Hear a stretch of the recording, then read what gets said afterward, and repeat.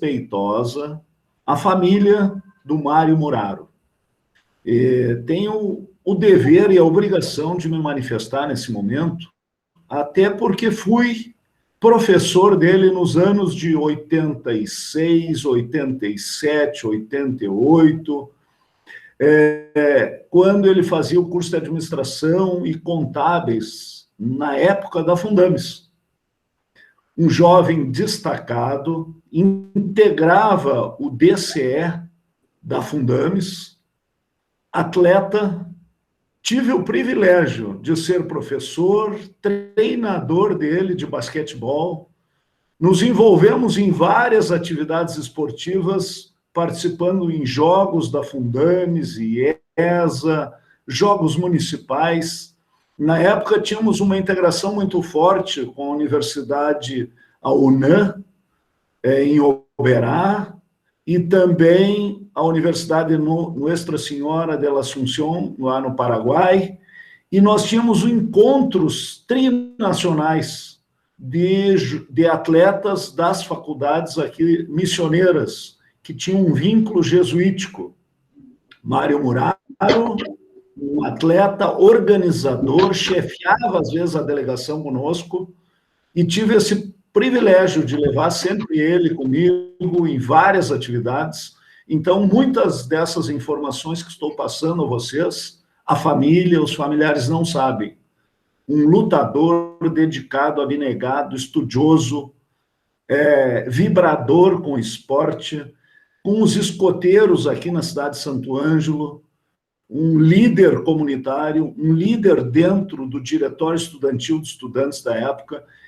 Sim, é uma obrigação minha me manifestar nesse momento. O nosso reconhecimento, a dedicação dele, o trabalho, e depois, quando ele me aparece agora, eu como diretor-geral da universidade, que já estou há mais de 36 anos em atividade no campus da URI, em Santo Ângelo, ele veio cursar o nosso doutorado, continuando com o seu entusiasmo, o seu dinamismo, angariador de grandes amizades com professores, com acadêmicos e com toda a direção do campus, sempre muito disponível e prestativo. Eu tenho o maior prazer em relatar essas informações a todos os familiares e todos os professores da URI. Dizer mais, a URI reconhece a competência e dedicação dos professores que estão organizando esta homenagem, né, póstuma. Reconhecemos o trabalho da coordenação do programa, a dedicação de todos os doutorandos. Então, assim, isso é importante. Eu acho que nós temos que reconhecer as pessoas que estiveram conosco, que se doaram, que são lideranças que nós tivemos. Então, muito obrigado pela oportunidade, professor Bedin, pelo convite, professor João Martim Bertazzo, todos os demais. Quero desejar sucesso a este evento e o nosso agradecimento à família e o reconhecimento da URI, do convívio que tivemos com o Mário Muraro. Muito obrigado, uma boa tarde a todos. Muito obrigado, professor Pacheco. Esse ato é um ato interessantíssimo, o programa, professor Bedin e demais professores, professor Pacheco, se sente muito reconhecido e na obrigação de realizar essa apresentação. Nós tínhamos um compromisso com os familiares desse nosso querido e nobre doutorando, que acabou nos deixando de forma inesperada. Grande abraço a todos. Passo a direção dos trabalhos ao professor Gilmar Antônio Bedin. Fique à vontade, professor. Então, muito obrigado, professor Bertazzo. Eu gostaria de agradecer mais uma vez imensamente a presença do professor Gilberto Pacheco, na condição de representante institucional. Muito obrigado pela presença, professor Pacheco, mas agora sabendo de toda essa relação mais assim, pessoal, também com o Mário Muraro, que bom, né, que conseguisse estar presente. Eu acho que é um ato de reconhecimento à instituição muito importante. Eu acho que a instituição, quando oferece reconhecimento, importante, mas também quando ela é reconhecimento, sabedoria, né? E também, vamos dizer assim, simpatia, empatia com nossos estudantes também é muito importante. Então, muito obrigado pela gentileza da presença e pelo apoio. Também, Roberta, desde o primeiro momento, desde o primeiro contato, que eu havia conversado com a família, o professor Bertaz esteve muito aberto e muito solidário para que a gente avançasse. E essa confiança foi fundamental, porque, de fato, das iniciativas que eu tive nos últimos tempos, talvez essa foi a que eu tinha mais dúvidas, porque quem me conhece sabe que sou uma pessoa bastante, assim, reservada, né? Poderia também parecer, bom, o que fazer, como fazer, é melhor avançar, é melhor ficar um pouco quieto e tal, e o professor Bertazzo, nesse sentido, a coordenação foi sempre muito solidário, muito positivo as respostas, então isso nos ajudou a avançar muito.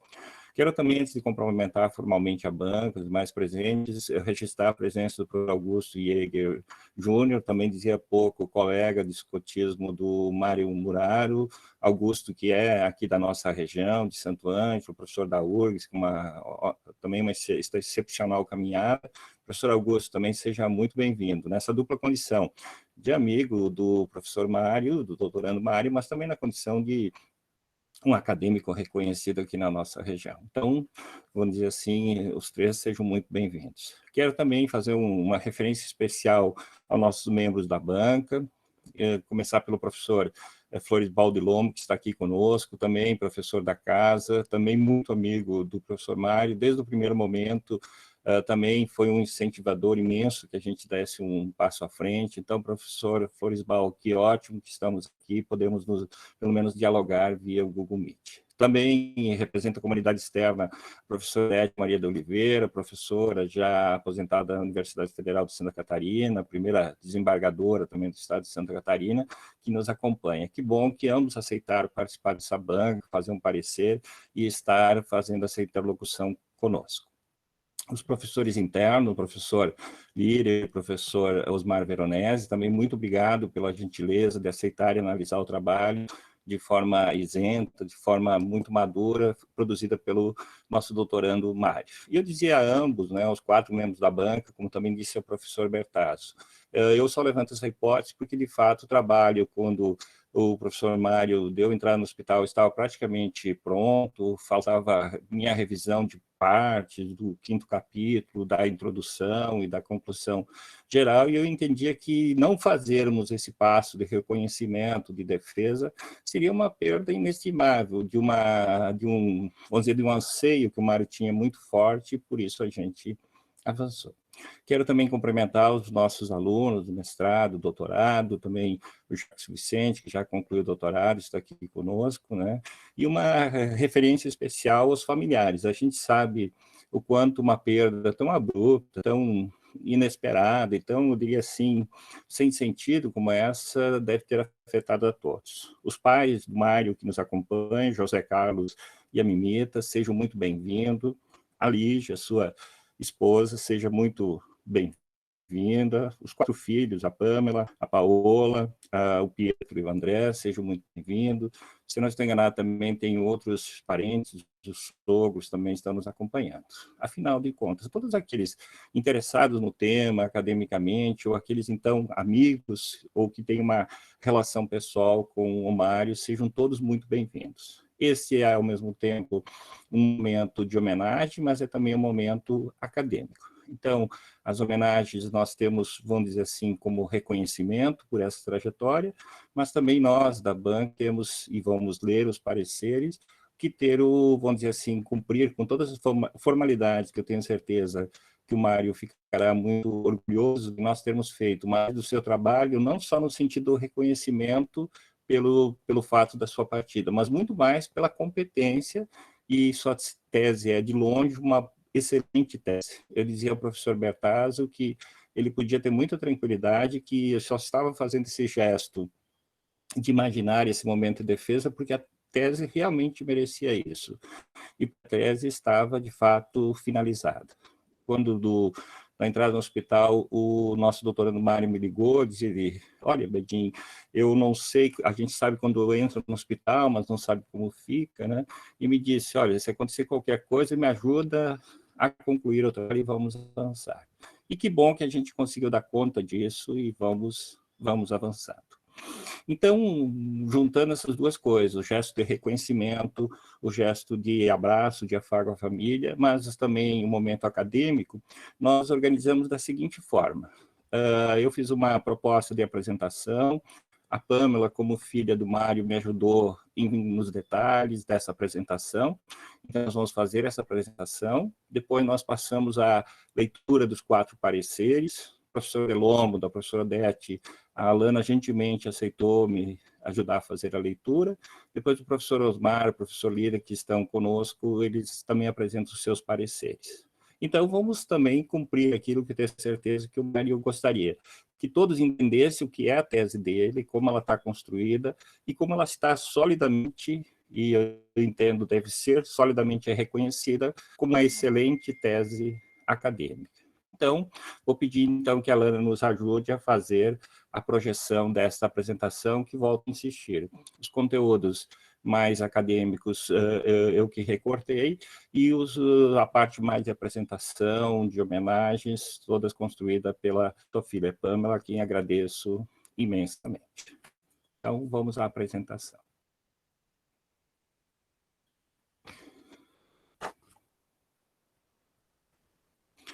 Então, hoje nós estamos numa sessão de defesa de tese, né? Tese do doutorando, mestre, até esse momento, Mário Miguel da Rosa Muraro. Então, esse ato é em memória, em seu reconhecimento, e eu sou, então, o professor Gilmar Antônio Bedin, como seu orientador. Lembro, nesse sentido, que na primeira momento, a elaboração do projeto e tudo mais, foi feito sobre a orientação do professor Delombo. Então, nesse sentido, professor Delombo, também o nosso agradecimento, e tenho certeza que o Mário faria isso, desse apoio inicial, como consta na tese, né, o agradecimento a essa sua contribuição muito importante. Avançamos. Então, o título do trabalho do Mário resultou na versão final que a gente dialogou e construiu em conjunto o seguinte: globalização, cooperação entre os Estados e criminalidade transnacional. Uma análise dos encontros e desencontros entre o chamado Estatuto do Tribunal Penal Internacional, o Estatuto de Roma, e a legislação brasileira. Então, justamente a construção que a gente fez a partir de toda a discussão que a gente fez em conjunto, é como juntar esses fenômenos, o fenômeno da globalização, da cooperação entre os Estados e a criminalidade transnacional, que era o foco mais importante do Mário como professor, então, na área de direito penal.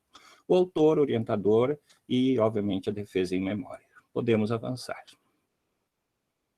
Bom, como entender esse tema, né? E provavelmente pensei nisso pensando também que hoje nós teríamos pessoas que não necessariamente são da academia presente, para que se torne compreensível e tal. Eu coloquei aqui como ponto de partida algo que a gente colocou de uma certa maneira lá no resumo do trabalho. Então, qual é o ponto de partida para a gente entender a tese do nosso doutorando? O ponto de partida é o seguinte: a atual conformação do mundo é o resultado das profundas alterações processadas nas últimas décadas. Essas mudanças tiveram enormes repercussões em diversos campos de atuação humana e conectaram todo o planeta em uma forma até então desconhecida. Então, esse é um pouco o ponto de partida. O resultado foi que o mundo político tradicional, segmentado em rígidas fronteiras nacionais, desapareceu e uma intensa interdependência se estabeleceu. Assim, conceitos tradicionais como de soberania se fragilizaram e formas transnacionais de convivência humana se tornaram mais intensas e efetivas. Nesse cenário, houve um crescimento significativo de ações de cooperação e de solução pacífica dos conflitos, mas também um fortalecimento das práticas criminosas. Entre essas, destaco os chamadas práticas criminosas transnacionais. Diante do novo quadro criminógeno, impõe-se a construção de novas formas jurídicas nacionais e internacionais, para o seu enfrentamento e proteção dos bens jurídicos estabelecidos. Em consequência, foram criados novos mecanismos pelo Estado para a finalidade de realizar o enfrentamento e para facilitar a cooperação penal internacional. Então, esse é o ponto de partida no qual a tese do Mário se coloca, ou seja, de que nas últimas décadas houve um grande processo de transformação e que, entre outros fatores, também levou a uma questão da criminologia ou da criminalidade transnacional, e que, para isso, é necessário enfrentarmos isso do ponto de vista normativo, e que vários recursos normativos foram estabelecidos. E aí a grande tese, como nós vamos ver em seguida, esses institutos normativos são convergentes ou são divergentes? E como responder isso acadêmica e do ponto de vista prático? Podemos avançar, Alana. Bom, e aí o tema central dele, como fazia referência, é o combate à criminalidade transnacional. Então, toda essa discussão, todo esse pano de fundo de entender o mundo, a transformação do mundo, é entender como essa transformação acaba chegando, então, na parte que poderíamos chamar do direito penal, ou das práticas criminais, né?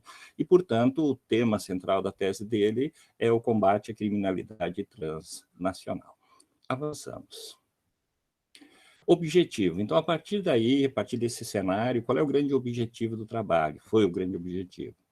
A presente pesquisa tem por objetivo analisar a existência de convergência ou não dos mecanismos de cooperação transnacional adotados pelo chamado Estatuto de Roma e pela legislação brasileira, em especial pela Lei de Migrações. Essas estruturas que têm uma afinidade, vamos dizer, convergente, elas são hoje conflitantes ou elas são contraditórias? E isso, no fundo, então, o grande objetivo da tese que o Mário, então, passou os últimos 2 anos trabalhando. Podemos avançar, Alana. Método e técnica de pesquisa que ele utilizou. Então, o método utilizado foi o hipotético dedutivo.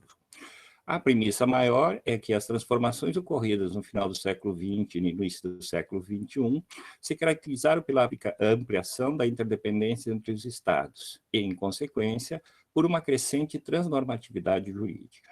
A premissa menor é que este processo, faltou acento aí, né, é que este processo também ocorreu na área da criminalidade e da respectiva legislação específica.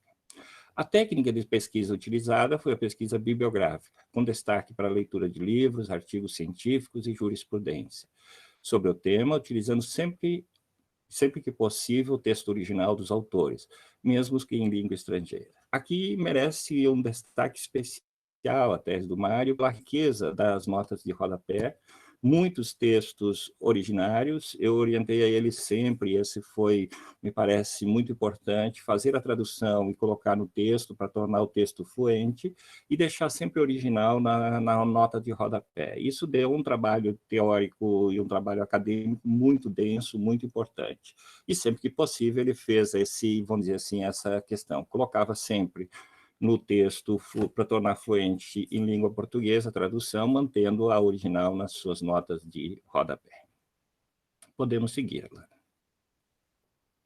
Natureza da tese. E aqui também trouxe isso muito de propósito, porque um dos diálogos que o Mário e eu tratávamos sempre quando tínhamos um debate acadêmico sobre a tese, é que ele dizia, olha, todo mundo pensa o direito muito teoricamente. Eu sou um pouco o patinho feio do grupo, né? Porque eu tento pensar pragmaticamente, praticamente o tema. Eu dizia, Mário, olha, isso academicamente é só uma diferença, mas não significa que uma forma de ver o mundo é melhor que a outra. Mas ele sempre insistia nisso e também colocou isso nos seus textos. E agora, eu relendo, disse, acho que é importante chamar atenção para isso. Eu acho que ele faria aqui também se estivesse conosco. A presente tese está aí destacado, constituída sob a égide pragmática. Ele sempre se afirmou um pouco como isso, né? Teve como objetivo identificar as convergências, divergências entre a legislação internacional e nacional sobre aspectos jurídicos transnacionais da criminalidade e sua conformação na atualidade. O sentido foi de buscar a aplicação prática do direito, enquanto sistema normativo destinado à resolução dos conflitos e à busca da paz numa área emergente. Assim, o objetivo foi, mais do que apresentar verdades, apresentar os institutos e aprofundar o debate sobre os assuntos novos e pouco abordados. Os princípios humanitários estabeleceram os parâmetros para a análise feita e para as propostas apresentadas. A referência central sempre foi a defesa da sociedade, da pessoa atingida pela legislação criminal e atingidas pela legislação criminal, não podem ser dissociadas sob pena de criar um sistema jurídico de exceção, valorizando-se excessivamente um lado ou outro. O importante é o aprofundamento do debate, o reforço, uma nova forma de olhar o direito. E ele insistia nisso que ele chama de uma visão mais pragmática do direito, mais, eu diria, procedimental do direito. E por isso trago aqui como uma forma de reconhecimento ao seu trabalho e a legitimidade de sua forma de pensar. Podemos avançar, Alan. O vínculo com o programa. A tese se integra à linha de pesquisa, Políticas de Cidadania e Resolução dos Conflitos, do curso de doutorado em Direitos Humanos, do programa de pós-direito, em Direito, do programa de pós-graduação em Direito da Universidade Regional Integrada do Alto Uruguai e Missões, e tem por objetivo refletir sobre a cidadania numa época marcada pela transnacionalidade e por formas de solução dos conflitos. Então, o trabalho dele não está dissociado das pesquisas, das disciplinas, dos projetos de pesquisa que nós envolvemos. Ao contrário, está totalmente integrado. Podemos seguir, Alana. Principal matriz teórica, ou uma matriz teórica principal. Aqui vocês talvez fiquem surpresos, eu coloquei só uma linha aqui, porque se fosse entrar em detalhes, nós teríamos que trazer aqui um conjunto de considerações imensos. Só para vocês terem ideia, aqueles que não leram o trabalho tem mais de 30 páginas de bibliografia, de autores importantes e tal. Mas trouxe aqui porque essa discussão que a gente fez sobre se deveria prevalecer o monismo internacionalista, como está colocado aqui, e que Mário, depois de um bom debate, achou que era, de fato, a melhor alternativa. Estou chamando a atenção para isso porque esse foi um foco de debate entre nossos diálogos sobre a orientação acadêmica muito importante. E tinha toda uma discussão que ele levantou sobre o que nós chamamos de monismo internacionalista, que acabou prevalecendo, ou que ele pensava inicialmente falando de um certo dualismo moderado, tipicamente brasileiro. E a gente foi fazendo um diálogo muito forte, muito importante, muito academicamente relevante, e chegamos a essa conclusão. Então, que a matriz teórica principal para sustentar que, de uma certa maneira, os conflitos que há entre as legislações nacionais e internacionais são falsos conflitos, foi a ideia do chamado monismo internacionalista, proposto de forma pioneira por Hans Kelsen em sua obra principal sobre esse tema, Os Princípios do Direito Internacional. Aqui também vou tomar a liberdade de contar um pouco uma conversa que a gente teve, né, que é muito interessante sobre isso, né? Quando a gente estava repensando os capítulos, para cá, para lá, passa-se o capítulo 13, 2, 1, umas coisas normais de uma orientação, né? Eu dizia, olha, Mari, tu tens essa tese, você tem que ter um autor de referência para essa tua tese, como é em qualquer orientação acadêmica. Ele pensava um pouco a partir dos doutrinadores do direito internacional público brasileiro, a partir do que ele chamava de dualismo moderado. Eu dizia, Mário, esses autores que você está referindo são muito autores importantes. O professor Floresbal, que é da área, conhece bem, o professor Eldeste, também talvez os demais professores, por exemplo, como Mazzuoli e tal, mas olha, não são referências suficientemente já sólidas para uma tese de doutorado. E esse foi um debate muito importante, um debate muito aberto, né? E aí eu disse, olha, eu acho que, estando como a gente está nesse debate, você teria que dar uma olhadinha no monismo internacionalista de Kelsen e tal. Dizer, então, tá bem, vamos dar uma olhada. Eles, pô, além dos livros que eu conheço, que livro você sugere? Eu disse, olha, acho que o principal livro sobre isso, do Kelsen, importante, aí, que eu ajudei na tradução, é o Princípios do Direito Internacional. Então eu vou dar uma olhada e te ligo. Passam uns 15 minutos, ele me liga. Eu disse, opa, localizou o livro? Diz ele, não, Bedinho, acho que você está querendo me quebrar. Eu disse, mas por quê, Mário? Eu fui dar uma olhada no estante virtual, um exemplar desse livro está R$600, né? Eu disse assim, brincadeira lá, né? E ele dizia assim, mas eu vou ficar falido. Eu disse, não, então faz o seguinte, eu tenho um exemplar aqui, eu faço uma cópia e mando digitalizada para você. Ah, pode ser? Não, não, pode ser, porque R$ 600 é muito e tal. Mas contar isso para uma forma da gente se humanizar um pouco nessa sessão. Mas uma matriz teórica muito importante e uma obra assim, muito sólida, muito consistente. Só fiz referência aqui porque, de fato, foi um debate muito importante que nós fizemos e é uma matriz que sustenta a sua tese. Podemos andar, Alana. Estrutura dos capítulos. A tese do Mário, então, além da introdução e da conclusão, ela tem 5 capítulos. Os conteúdos de cada capítulo são os seguintes. O primeiro capítulo analisa o fenômeno da globalização, seus pressupostos históricos e suas consequências. Nesse quadro, destaca que a globalização, notadamente a partir dos anos 80 do século XX, produziu uma grande transformação política, social e cultural. Os aspectos atinentes à soberania nacional serão refletidos considerando as manifestações decorrentes da fixação dos espaços nacionais e o poder interno atribuído aos governantes, conduzindo a análise até a atualidade. Sobre a criminalidade extraterritorial, não é confundido com a criminalidade transnacional, que igualmente será abordada no texto. Buscaremos indicar as alterações na prática da mesma, desde os primórdios civilizatórios à atuação bilateral e atual contexto mundial em relação à política criminal, em especial a transnacional, que transmuta o conceito clássico de crimes internacionais. Então, o primeiro capítulo é um capítulo histórico, é um capítulo do ponto de partida, é um capítulo de última análise, de situar a realidade sobre a qual a tese vai se desenvolver. O segundo capítulo refletiu sobre os procedimentos para a internalização dos tratados internacionais e a formação do direito criminal internacional. Em relação ao primeiro tema, o trabalho destaca as chamadas teorias monistas e dualistas, que a gente falava há pouco, bem como as manifestações do Supremo Tribunal Federal sobre a adoção das mesmas diante do direito nacional. A manifestação sobre o monismo como consideração de quem o direito internacional compõe um só sistema, com prevalência do primeiro, especialmente dos tratados de direito humanitário internacional. O importante nesse ponto é a demonstração de que a postura adotada pela legislação brasileira e pelas decisões do Supremo Tribunal Federal são ainda insuficientes para a compreensão do fenômeno em questão.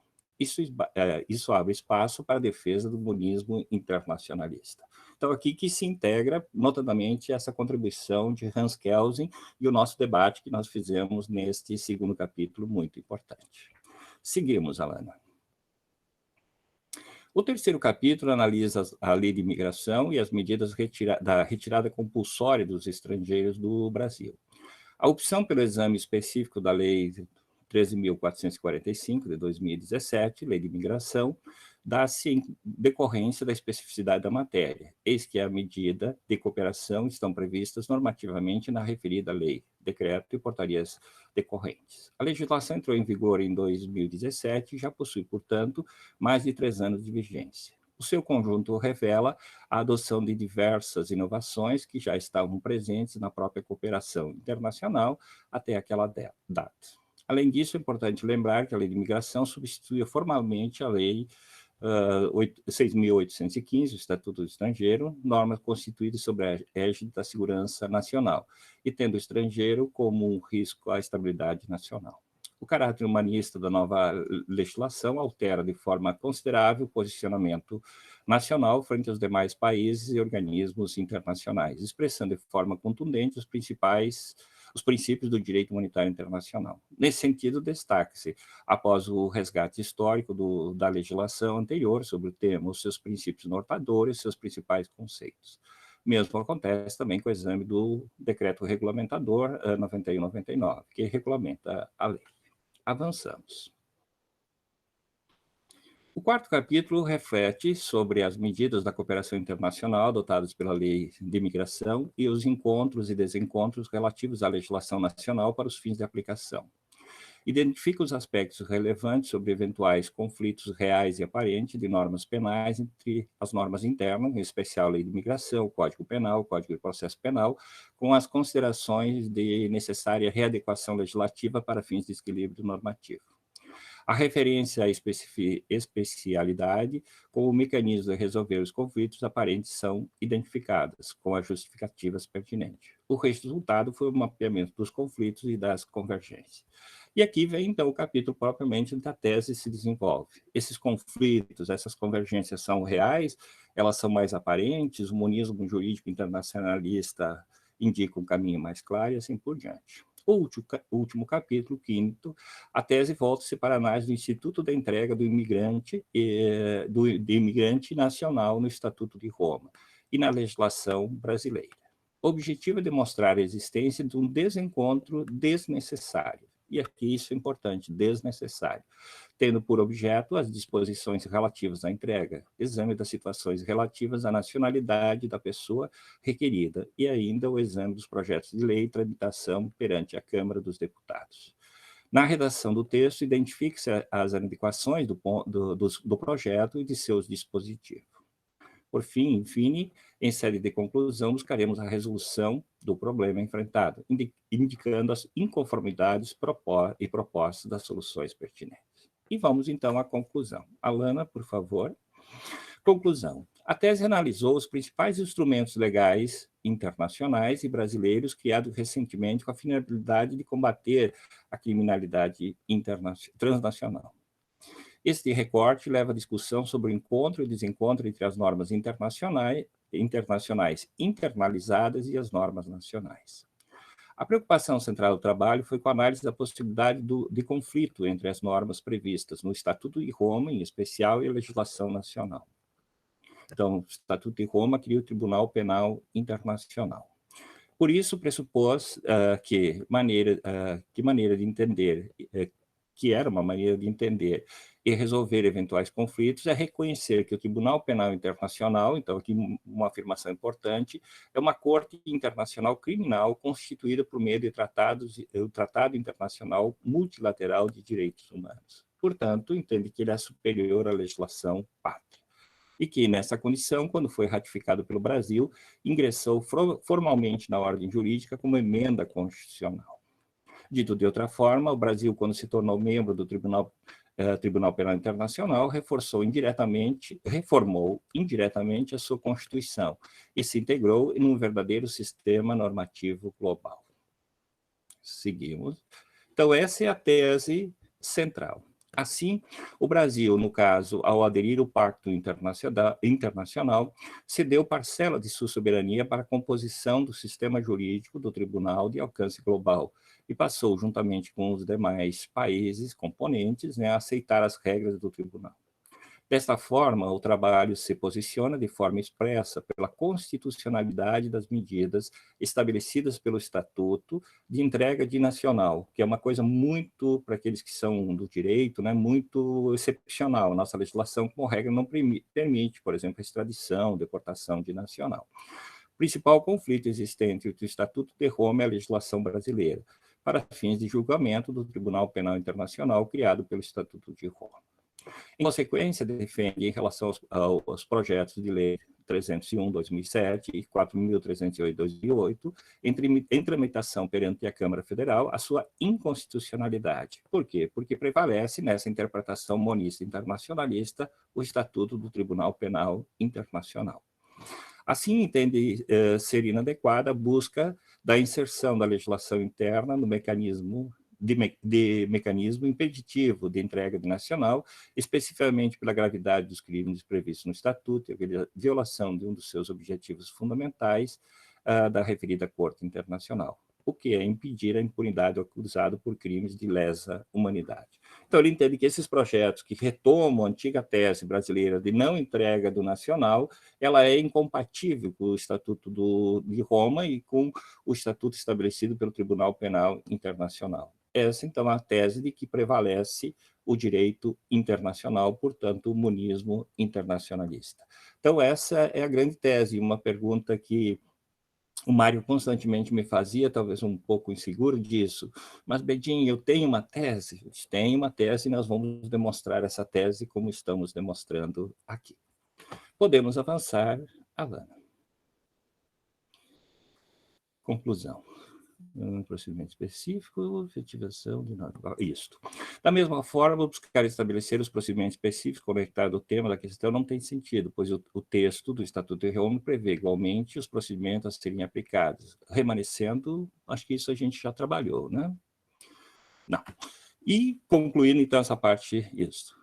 E só concluindo essa parte da conclusão, ele vai dizer o respeito ao direito internacional dos direitos humanos, em consequência dessa afirmação de que vale o Estatuto de Roma. Então, o respeito ao direito internacional dos direitos humanos, em consequência, a valorização da dignidade humana, previsto pela supremacia do Estatuto de Roma, são requisitos, requisitos atualmente indispensáveis para a atuação dos Estados. Além disso, a busca de formação de um direito global mínimo que proteja a sociedade e os indivíduos de práticas violentas e discriminatórias é um objetivo inafastável. Nesse sentido, a adoção do bonismo internacionalista, pelo menos no que se refere aos tratados internacionais de direitos humanos, deve ser acolhida pelas ordens jurídicas nacionais e materializada em seus tribunais superiores. Então, essa é a tese final. Este é um passo indispensável para a efetivação das normas e dos valores de alcance mundial.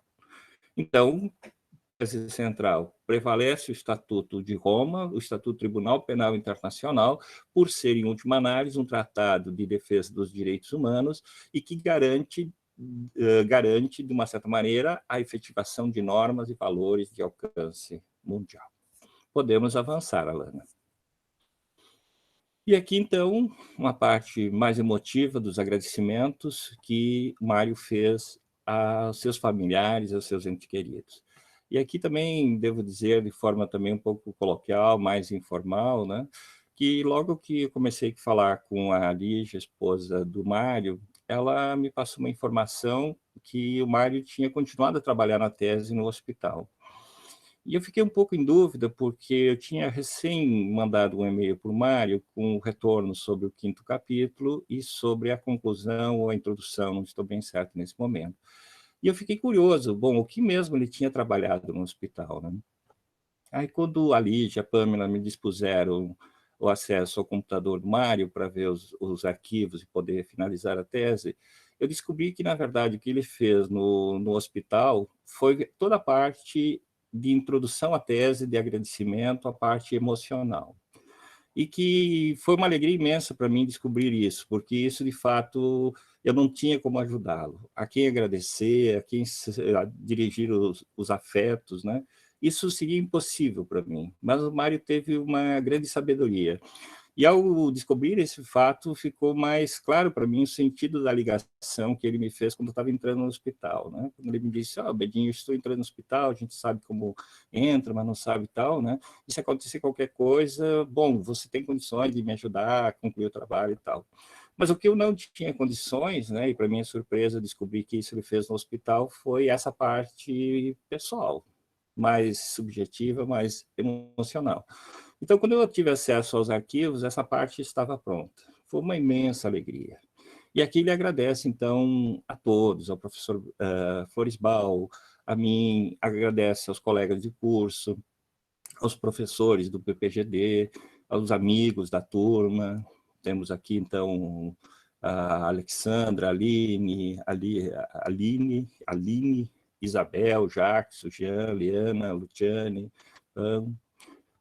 disse que não teria outra forma como ser essa turma. Aos amigos, né?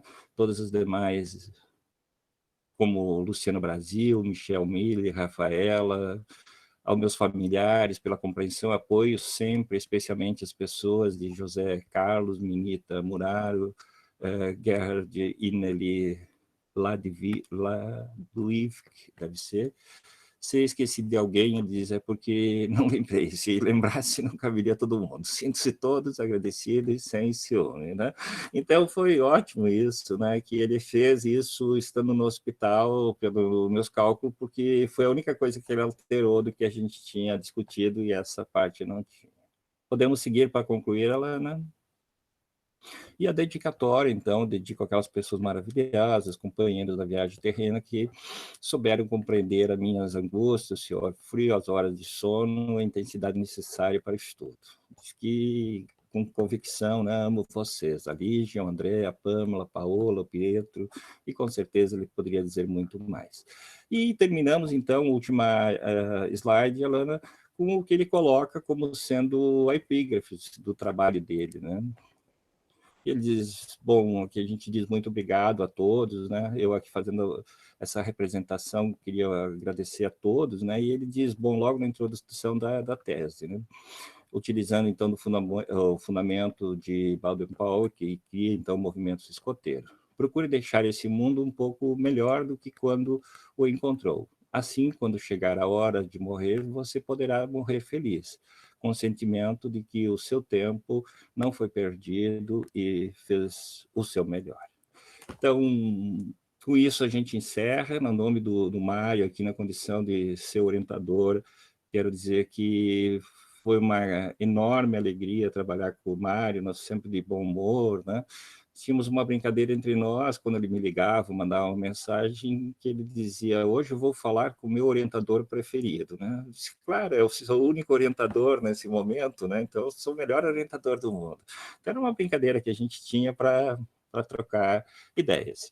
Mas tentei, com essa apresentação, demonstrar duas coisas, um pouco a forma de pensar do Mário, os agradecimentos, a forma mais sensível de pensar, mas, por outro lado, também eu acho que o que nós devemos fazer hoje é o reconhecimento intelectual. O trabalho dele é um trabalho muito bem feito, muito bem fundamentado. A gente sabe que, vamos dizer, no momento atual, hoje as pessoas fazem doutorado muito jovem, então o doutorado se tornou um pouco o lugar de início de uma carreira, mas para o Mário eu entendo que não era isso. O Mário ainda estava num modelo um pouco mais antigo, né?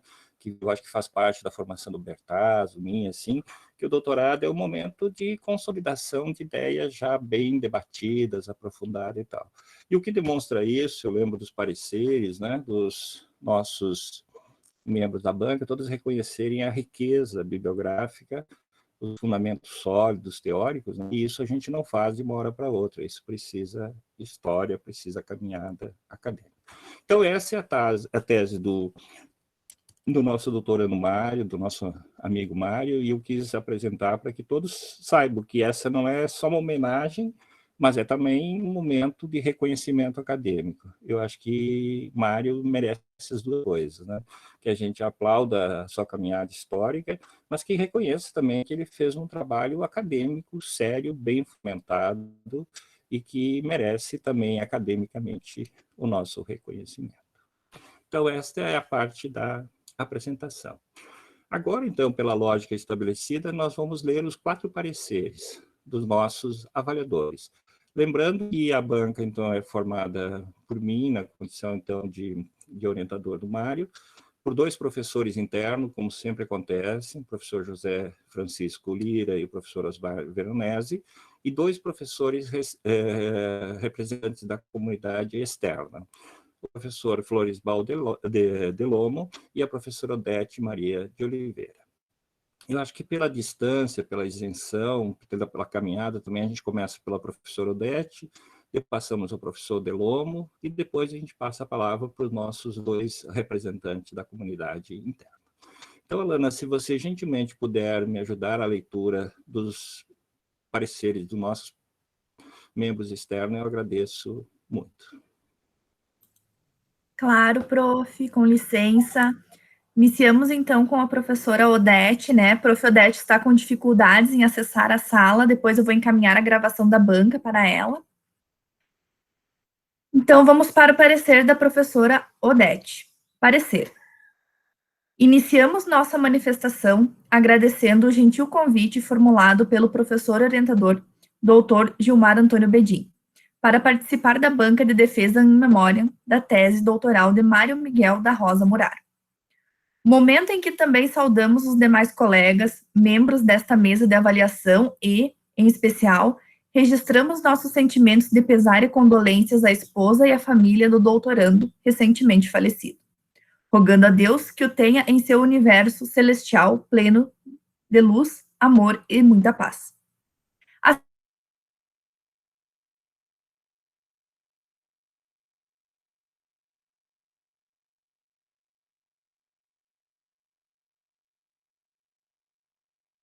formato de relatório de pesquisa em aferimento, com a acuidade que se faz necessária a essa finalidade. De modo geral, depreende-se que o respectivo estudo obedeceu aos aspectos que regem a matéria e às normas determinadas pela ABNT. Nesse sentido, apresentando folha de rosto, resumo, na sequência traduzido em 2 idiomas, abstract e resumen, seguindo-se o sumário, a introdução e outras peças próprias dessa formatação. Na continuidade, encontrando-se o conteúdo substantivo elaborado na modalidade de capítulos, finalizando com a conclusão e as referências bibliográficas. Inicialmente, observando a tese como uma específica unidade formal, chama sobremodo a atenção a curiosa arquitetura de sua construção, revestida que foi de riquíssimo rodapé, cujas notas contêm importantes explicações adicionais e complementares, entre elas, classificações e conceitos. Material que amplia o entendimento de sua delicada e importante temática, buscando assim esclarecer melhor os assuntos discutidos, a delimitação dos objetivos, o horizonte e a direção de seu abrangente universo de investigação. Outra observação pertinente diz respeito à análise da multiplicidade diversificada de seu referencial bibliográfico. Na tese, com aproximadamente 260 páginas, as referências ocupam 39 folhas, pontuadas exatamente nas páginas finais, 218 a 257, compreendendo obras, artigos, sites de internet, com o propósito de embasar e dar sustentáculo à proposta inaugural da pesquisa, suas variáveis e consequentes discussões e reflexões. No corpo bibliográfico referencial, denotam-se estudos de autores nacionais e estrangeiros, entre eles obras clássicas do direito internacional público e direito internacional privado, direito internacional penal e direito penal. Entre os ilustres autores, podendo-se citar os renomados nomes de Pontes de Miranda, Cansado Trindade, Antônio Cachapuz de Medeiros, João Grandino Rodas, José Francisco Rezec, Frederico Marques, Ivania Araújo, Celso Bastos, Nelson Hungria, René Dotti, Francisco de Vitória, Hans Kelsen, Nicolau Maquiavel, Thomas Hobbes, Jean Bodin, Fustel de Coulanges. Nas referências também destacam-se diversas obras de professores que compõem esta banca de avaliação na qualidade de membros, Floresval Delomo e Gilmar Antônio Bedin. Compõe ainda as pontuadas referências, citações de leis, decretos, portarias, julgados e jurisprudências do Supremo Tribunal de Justiça sobre questões de extradição e de outros complexos assuntos, além de habeas corpus e homologações de sentenças estrangeiras. Igualmente, são referenciados vários sites da Organização dos Estados Americanos, OEA, e da Organização das Nações Unidas, ONU.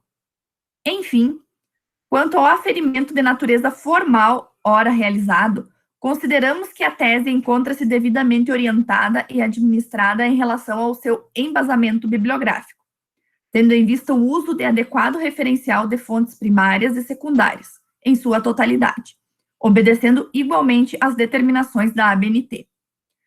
No que concerne à metodologia, a tese adotou o método de natureza hipotético-dedutivo e a técnica descritiva, relevo exploratório e relevo discursivo bem equilibrados, com destaque à pesquisa bibliográfica, especialmente em fontes dos idiomas português, inglês, francês e espanhol, pautando-se pelo viés interdisciplinar, conhecimentos jurídicos e jurisprudenciais, direitos humanos, direito internacional público e privado, direito penal e direito penal internacional, criminologia, ciências políticas e sociais.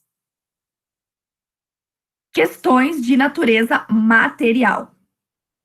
Trata-se de pesquisa teórica, em resumo, buscando analisar efeitos do fenômeno global incidindo em determinantes e elementos estatais tradicionais, atualmente fragilizados e em declínio, de um lado, e enquanto que de outro, incidindo em emergentes formas transnacionais, passaram a ensejar práticas delitivas em rede, criando poderoso cenário de força criminológica paralela por meio de diferentes crimes organizados, nos exemplos de delitos de natureza econômica, tráfico de pessoas, armas, narcotráfico, lavagem de dinheiro, entre tantos outros. As instituições estatais e suas medidas de prevenção e repressão já não oferecem possibilidades eficazes para coibir tais práticas, enquanto que a criação de tratados e de organizações internacionais e também a cooperação entre os Estados são incipientes e não reúnem forças suficientes para impedir a realização dessa violenta e brutal criminalidade transnacional.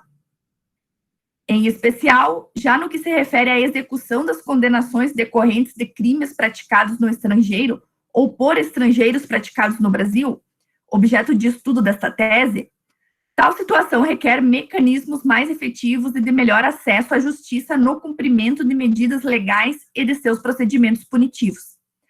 Assim, colocada a questão, o estudo buscou conhecer e analisar os principais instrumentos legais internacionais existentes e as normas nacionais do país aplicadas à finalidade. Nesse universo e dentro de sua trajetória, foram sendo examinados tratados e organizações internacionais, leis e decretos nacionais, dando plena ênfase ao Estatuto de Roma, criado pelo Tribunal Penal Internacional, no que diz respeito ao denominado Instituto de Entrega de Estrangeiros e de Nacionais no país. Compreendendo um corpo compacto e denso, a tese encontra-se desmembrada em torno de capítulos distribuídos da seguinte forma. O capítulo inaugural ocupou-se em localizar o cenário temático da investigação, sociedade contemporânea, abordando algumas de suas principais características, entre elas o fenômeno da globalização, destacando a questão da tímida cooperação entre os Estados direcionada ao combate do crime organizado. Neste momento introdutório, observa-se a preocupação do estudo no que concerne assuntos conexos e interdependentes, no exemplo da concepção moderna de Estado e seu tripé composto pela soberania, território e população, engolfado pelos efeitos abrangentes e globais do poder da criminalidade transnacional, entre outras variáveis, situação que levou a tese a abrir espaço ao debate em torno da constituição de uma justiça igualmente global e de ações coletivas mediante uma necessária coordenação central. Já no segundo momento, o estudo passou a investigar a importância temática dos tratados internacionais. Este novo capítulo buscou abordar a questão do dualismo jurídico, teorias mistas e dualistas, também da internalização dos próprios tratados internacionais no Brasil. Munido desse necessário aparato de lustre teórico, a investigação adentra com segurança na abordagem pertinente à formação do direito internacional criminal. Na continuidade do próximo terceiro momento, o capítulo foi direcionando-se às questões do direito criminal e da constituição do importante Tribunal Penal Internacional e de sua criação do Estatuto de Roma. No quarto momento, com cuidado e atenção, a investigação buscou perquirir a abrangência das determinantes abarcadas pela exegese da Lei de Imigração, examinando as medidas administrativas de retirada compulsória de estrangeiros no país. Esse capítulo, além de abordar historicamente as primeiras legislações sobre o complexo tema, preocupou-se com os princípios fundamentais do fenômeno de imigração e com a respectiva regulamentação brasileira, contida no Decreto número 91.999 de 2017, contemplando normas compulsórias do migrante no Brasil, entre elas medidas de repatriação, de deportação, de expulsão. Colocada assim a evolução da tese, o momento seguinte, compreendendo o quinto capítulo, reuniu elementos analíticos direcionados a fundamentar a resposta à indagação inicial proposta pela pesquisa, realizada por meio de visualização comparativa entre as medidas de cooperação internacional e as medidas determinantes na legislação brasileira. Para tanto, sendo confrontados dispositivos do Código Penal e do Código de Processo Penal, e também a visão dos tribunais superiores, em especial resultados de suas decisões de homologação e execução de sentença estrangeira e de habeas corpus versando sobre o assunto. Em momento final, precisamente no 6º e último capítulo, desvela-se o resultado de uma pesquisa acadêmica construída degrau por degrau, ao longo de sério estudo, consistente investigação, metodologia adequada, sendo positivamente confirmada a hipótese apresentada em sua introdução, assinalando, nesse sentido, o quanto desnecessários são os desencontros entre as determinantes do Estatuto de Roma, do Tribunal Penal Internacional, e as legislações nacionais descentralizadas brasileiras. Neste horizonte, a tese pondera pela necessidade de construção de uma justiça universal, mediante a cooperação global penal internacional entre os Estados. Finalizamos a avaliação da presente tese, prestando afetuosa homenagem a seu autor, professor Mário Miguel da Rosa Muraro. Para tanto, tomamos aqui a liberdade de enaltecer o uso do seu conceito de fenômeno de globalização, anotado como um processo de transformação ocasionando múltiplas implicações, entre elas, junto aos sistemas jurídicos internacionais e nacionais. Na realidade, entendemos tal conceito como sendo o próprio fio condutor deste importante e oportuno estudo. Conclusão. Após este aferimento de questão de natureza formal e material da tese do professor Mário Miguel da Rosa Muraro, defesa in memória junto ao PPGD-URI, Santo Ângelo, entendemos que o seu estudo doutoral atende aos requisitos exigidos à obtenção de grau de doutor em Direito, e assim opinamos pela sua aprovação, e na sequência pela tramitação das demais medidas necessárias e das determinações pertinentes. Professora Odete Maria de Oliveira, coordenadora da Rede Ri. Obrigado, Alana, então, pela leitura. E vamos, então, ao parecer do professor Delomo. Ele está conosco aqui, conectado, mas vamos fazer a leitura e depois passamos a palavra ao professor Delomo para alguma consideração final. Então, Alana, se puder continuar me ajudando, eu agradeço imensamente. Obrigada, prof. Vamos lá.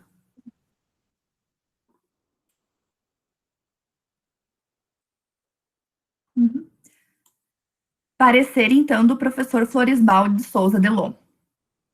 Introdução.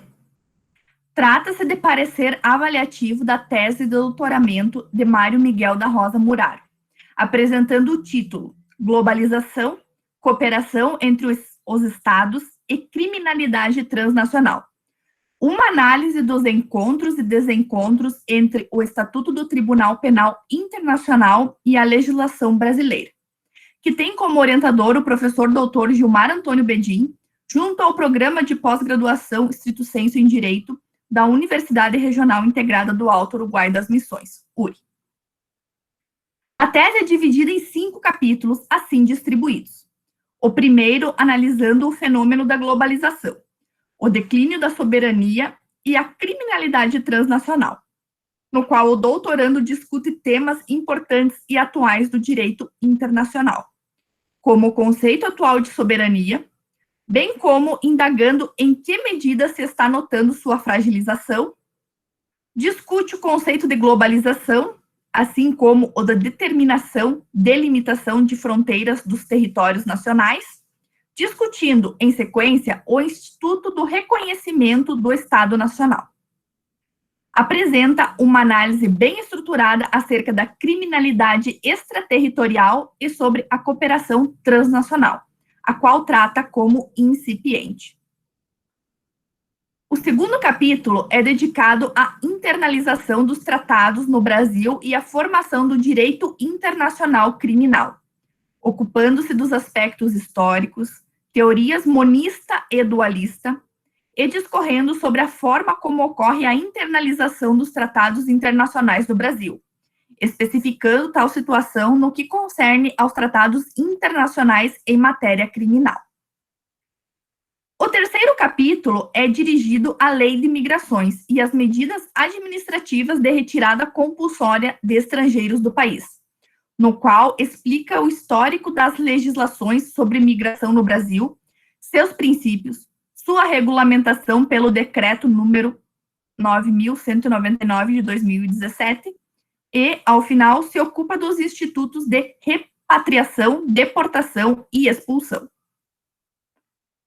Já o quarto capítulo trata as medidas de cooperação internacional e a legislação brasileira, comentando a importante e atual questão dos crimes cometidos no estrangeiro e os efeitos jurídicos perante a legislação nacional, além das medidas de cooperação internacional contidas na Lei de Imigração. O seu quinto capítulo explana o Instituto da Entrega de Migrante e de Nacional à luz do Estatuto de Roma e da legislação brasileira, subtitulando esse capítulo com uma importante reflexão, um desencontro desnecessário, no qual aborda a situação relevante e com nuances relevantes no direito internacional, tal como a questão da entrega de pessoa ao Tribunal Penal Internacional. Analisa ainda o que denomina de construção dialógica dos institutos da extradição e da entrega perante o sistema jurídico interno, estudando a construção e a evolução jurisprudencial no tocante à extradição de nacional e de entrega para o julgamento pelo Tribunal Penal Internacional, bem como o marco regulatório nacional para os crimes sujeitos à entrega pelo Estatuto de Roma, personificados no projeto de lei número 301 de 2007 e no projeto de lei número 4.308 de 2008. Por fim, expõe suas conclusões e apresenta suas referências, nas quais consigna exaustivo rol de autores clássicos e contemporâneos, com a devida pertinência à linha de pesquisa e ao tema desenvolvido em sua tese. Análise. Começamos a análise da tese reconhecendo os méritos da temática escolhida pelo doutorando e seu professor orientador, uma vez que o assunto abordado é de extrema relevância, tanto à luz do ordenamento jurídico brasileiro quanto em relação ao direito internacional, pois aborda questões muito caras ao direito internacional em suas vertentes pública e privada. Analisando o presente trabalho, recorda-se de uma citação atribuída ao jurista Romano Celso: o direito nada mais é do que a realização prática do bem comum e da igual distribuição de justiça. Ocorre tal assertiva, pois a pesquisa em abordagem busca responder à seguinte questão: não julgar alguém tido como criminoso aos olhos do sistema internacional por falta de cooperação é justo? Por óbvio, a resposta, inclusive do leigo, é não. Ademais, para o sistema jurídico, a resposta não é tão simples, e justamente essas questões aparentemente simples é que salientam os relevantes problemas da investigação em nível de tese a que devemos nos debruçar. A tese abraçou esse intuito e dele se desincumbiu com maestria, pois analisou os institutos jurídicos apresentando autores clássicos e atuais, nacionais e estrangeiros, inclusive com leitura e utilização de livros, periódicos, artigos, legislação e jurisprudência, cumprindo com o requisito da extensão e aprofundamento da pesquisa que uma investigação de doutoramento requer. Nela estão patentes o polimento e a clareza inerentes ao desempenho escorreito do doutorando Mário Muraro, na busca de um trabalho perfeito. À disposição dos capítulos, as obras estudadas e analisadas pelo doutorando, as citações, os autores, foram totalmente pertinentes ao assunto em estudo, chegando a uma conclusão adequada. O doutorando brindou a academia com estudo de caso, com pesquisa de projetos de lei e, mais que tudo, analisou a questão da cooperação internacional, tema odiernamente tão necessário, mas ainda distante da realidade jurídica do direito internacional. Trouxe à discussão questões importantes, como a globalização e a cooperação internacional. A cooperação internacional. Esta que seria deveras importante nesse momento de pandemia, de dificuldades, mas que já poderia ter resolvido problemas como a falta de abrigo, o acolhimento ao refugiado, as questões de apatridia, a nacionalidade, e disputas por territórios. Insumos e até mesmo a questão crucial da fome em âmbito global. Assim, cabe neste momento, deste parecer, referir Yuval Noah Harari, que, na sua obra 21 lições para o século XXI, na página 143, apresenta a seguinte sentença: embora o gênero humano esteja longe de constituir uma comunidade harmoniosa, somos todos membros de uma única e conflituosa civilização global. Observemos que a tese em análise chega à mesma conclusão. Claro, que com suas análises próprias e as nuances anteriormente comentadas. Com isso, somente devemos cumprimentar o doutorando e seu orientador pela jornada empreendida, pelo caminho percorrido e pela humanidade e humanismo demonstrados na abrangente e rica investigação. Referimos, por fim, Chico Xavier em sua reflexão denominada Momentos. A vida é feita de momentos. Momentos pelos quais temos que passar, sendo bons ou não, para o nosso aprendizado. Nada é por acaso. Precisamos fazer nossa parte, desempenhar o nosso papel no palco da vida, lembrando de que a vida nem sempre segue o nosso querer, mas ela é perfeita naquilo que tem que ser. Assim, encerramos a presente análise e partimos para a conclusão. Por tudo antes relatado e conforme a fundamentação, concluímos favoravelmente pela adequação aos requisitos da tese e pelo doutoramento do professor Mário Miguel da Rosa Muraro, que apresentou para análise a tese que tem como título Globalização, Cooperação entre os Estados e Criminalidade Transnacional, uma análise dos encontros e desencontros entre o Estatuto do Tribunal Penal Internacional e a legislação brasileira, orientada pelo professor Dr. Gilmar Antônio Bedin, junto ao Programa de Pós-Graduação Stricto Sensu em Direito da Universidade Regional Integrada do Alto Uruguai e das Missões. É o parecer, com os cumprimentos, professor Dr. Florisbal de Souza Delon. Obrigado, Alana, pela gentileza da leitura, né? Pelo parecer também do professor Florisbal. Como o professor Florisbal está conectado conosco, pergunto se eventualmente o professor Florisbal quer usar a palavra, dizer mais alguma coisa. Fique à vontade, professor Delon. É uma alegria ter o senhor aqui conosco. Não estamos te ouvindo, Delon, acho que não ligaste o microfone.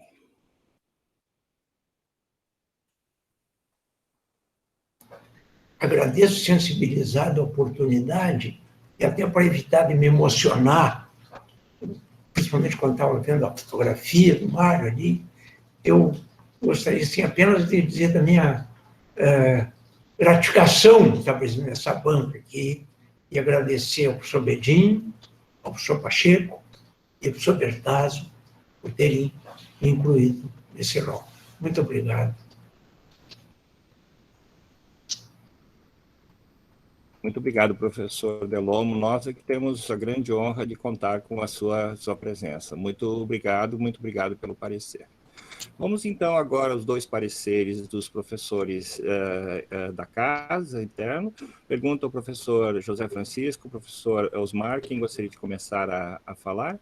Professor José Francisco? Então, vamos ao professor José Francisco Lira, por indicação do professor Osmar, lhe dando preferência. E, mais uma vez, professor José Francisco, muito obrigado pela gentileza de aceitar fazer parte da banca e também de emitir um parecer sobre a tese do nosso doutorando Mário Muraro. Com a palavra, professor José Francisco.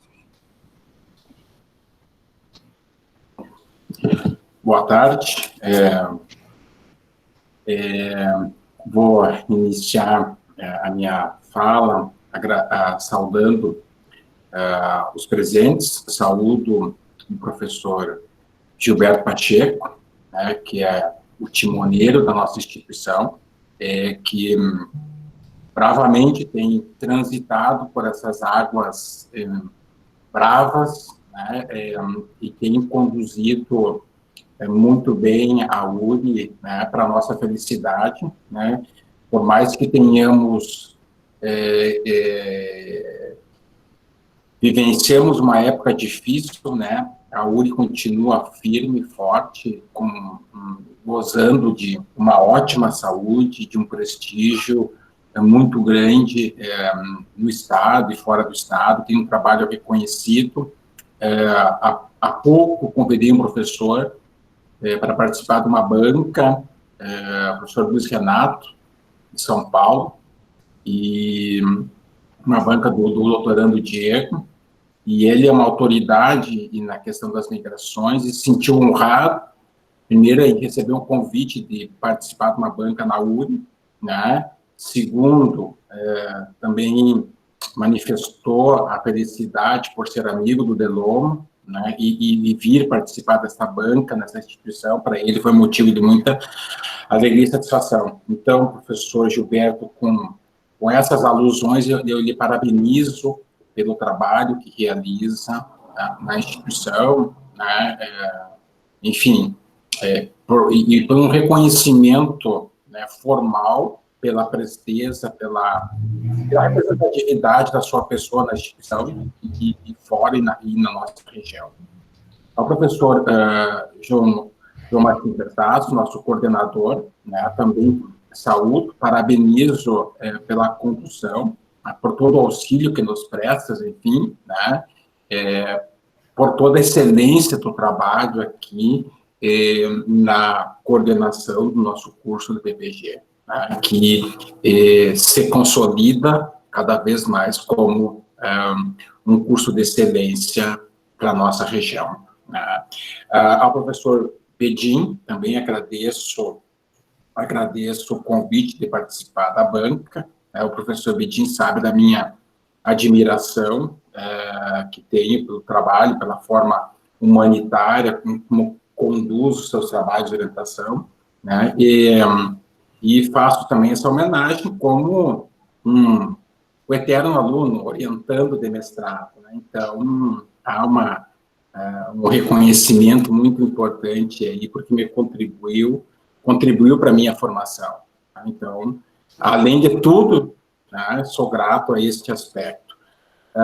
Aos demais professores, a professora Odete, que também foi minha professora, então é um prazer compor uma banca, tendo-a como uma examinadora externa, por toda a sua sabedoria, por todo o seu reconhecimento nessa temática.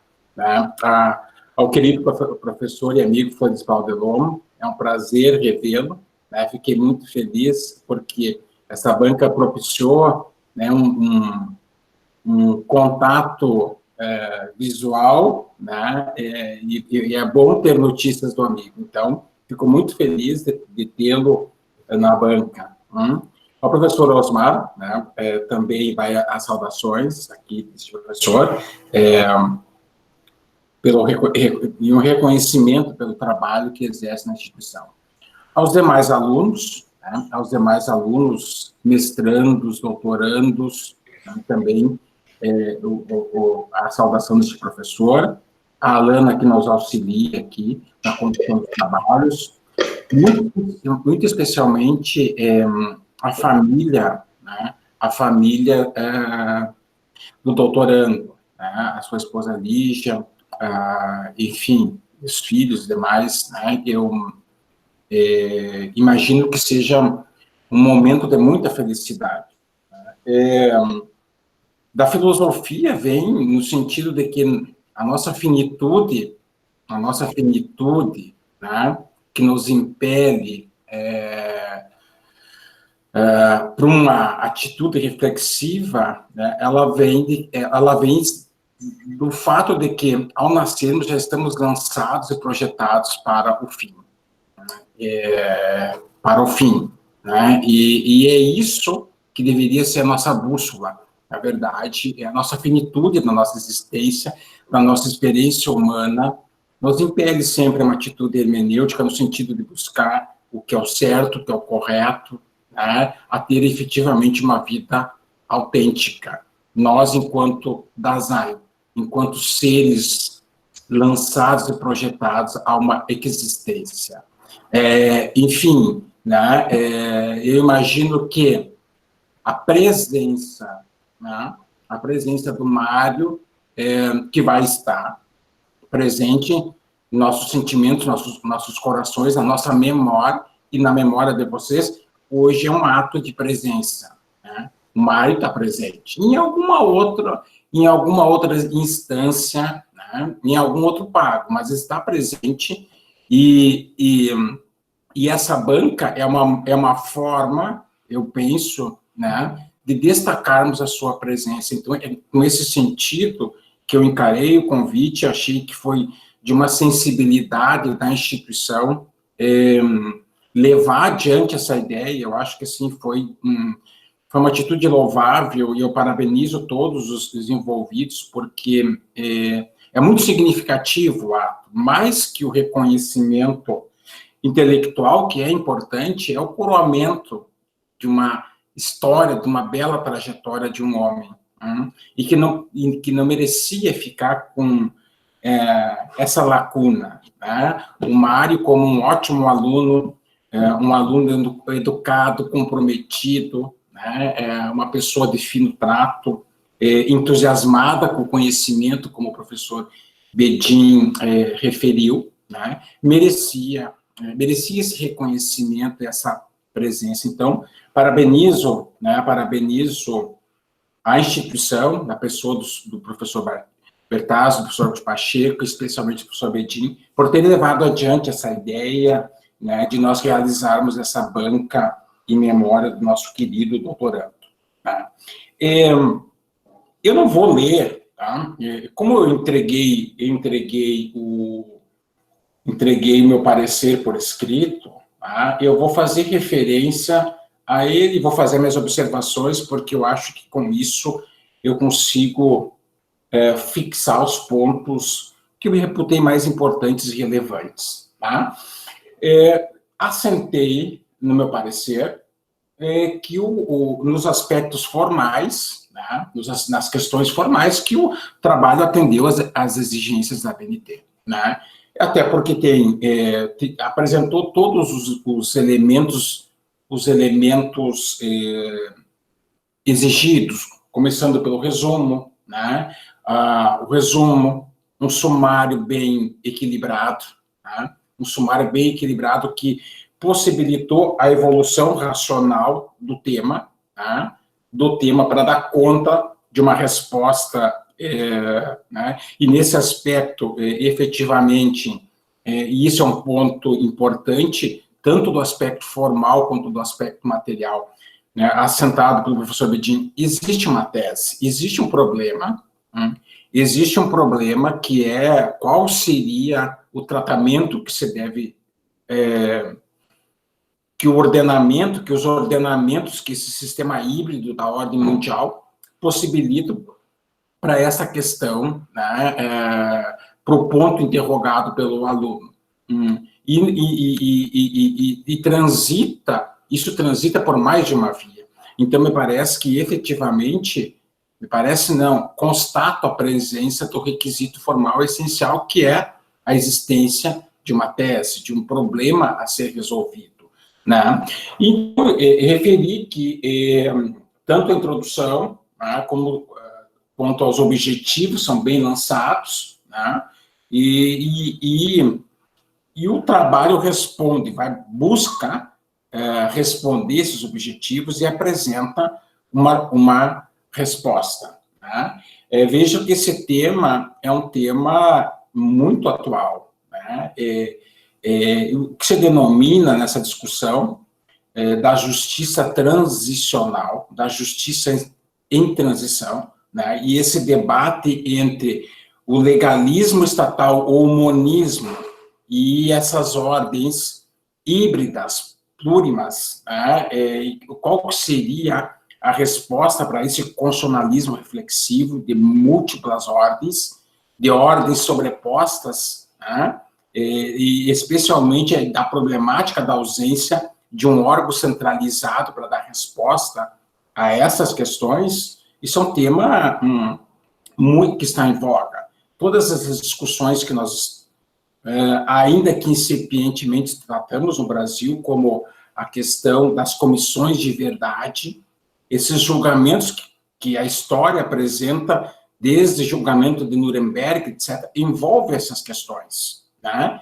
Envolve essas questões muito ligadas ao desenvolvimento de um sistema, do desenvolvimento de um sistema de uma ordem global, de um direito mundial, pela globalização, pelo desenvolvimento dos direitos humanos, quer dizer, essas questões, naturalmente, elas se desenvolvem, né, e chegam para este contexto, para essa resolução.